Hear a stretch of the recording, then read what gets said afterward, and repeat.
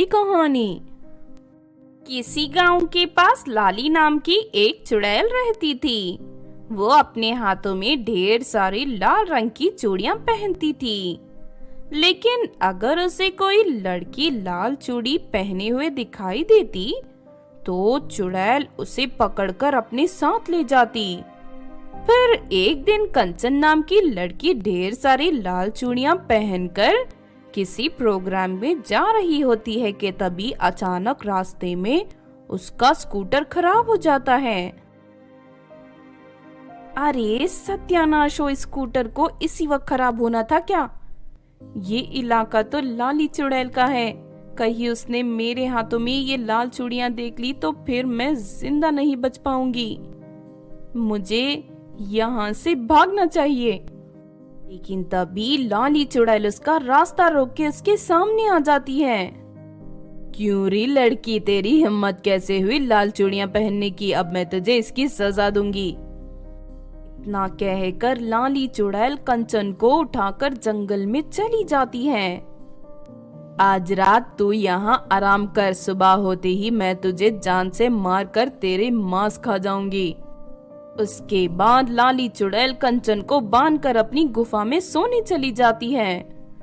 दूसरी तरफ कंचन के घर ना पहुंचने से उसकी माँ और उसका भाई बहुत परेशान हो जाते हैं। अब तो आधी रात हो चुकी है, पता नहीं कंचन कहाँ रह गई। मुझे उसकी बहुत फिक्र हो रही है। अभी वहाँ कंचन की सहेली मीना आ जाती है। आंटी जी, कंचन ने ढेर सारी लाल चूड़ियां पहन रखी थी, इसीलिए लाल चूड़ियों वाली चुड़ैल उसे उठाकर जंगल में ले गई होगी। अरे नहीं, अब मेरी बेटी का क्या होगा? मैंने उसे लाल चूड़ियां पहनने से मना किया था, लेकिन उसने मेरी एक नहीं सुनी। हे भगवान, अब तो वो चुड़ैल दूसरी लड़कियों की तरह मेरी बेटी को भी मारकर खा जाएगी। माँ तुम फिक्र मत करो, मैं कंचन को कुछ नहीं होने दूंगा। मैं उस चुड़ैल को मारकर कंचन को घर ले आऊंगा। ये तू कैसी बातें कर रहा है? वो लाली चुड़ैल बहुत ही खतरनाक है, वो तुझे जान से मार देगी। उसके बाद कंचन का भाई कंचन के कपड़े पहनकर अपने आप को एक लड़की की तरह तैयार कर लेता है। फिर वो ढेर सारी लाल चूड़ियां पहनकर चुड़ैल की तलाश में जंगल की ओर निकल पड़ता है।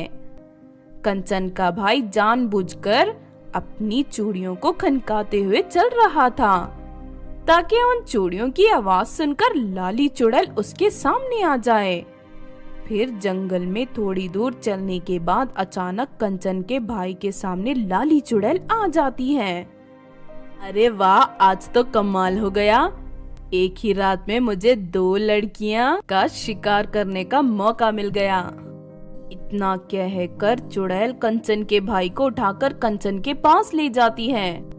चल अब तू भी इस लड़की के साथ बैठकर आराम कर ले, फिर सुबह होते ही मैं तुम दोनों लड़कियों को मारकर खा जाऊंगी। लाली चुड़ैल कंचन के भाई को कंचन के साथ बांधकर अपनी गुफा में सोने चली जाती है। कंचन अपने भाई को देखकर पहचान लेती है। भैया, मुझे बचाने के लिए तुमने अपनी जान दांव पर लगा ली। ये चुड़ैल मेरे साथ साथ तुम्हें भी मार डालेगी। तू कैसी बातें कर रही है? तू मेरी बहन है, हर मुसीबत में तेरा साथ देना मेरा फर्ज है। तू चिंता मत कर, वो चुड़ैल हमारा कुछ नहीं बिगाड़ पाएगी। मैं अभी उसका खेल खत्म कर दूंगा।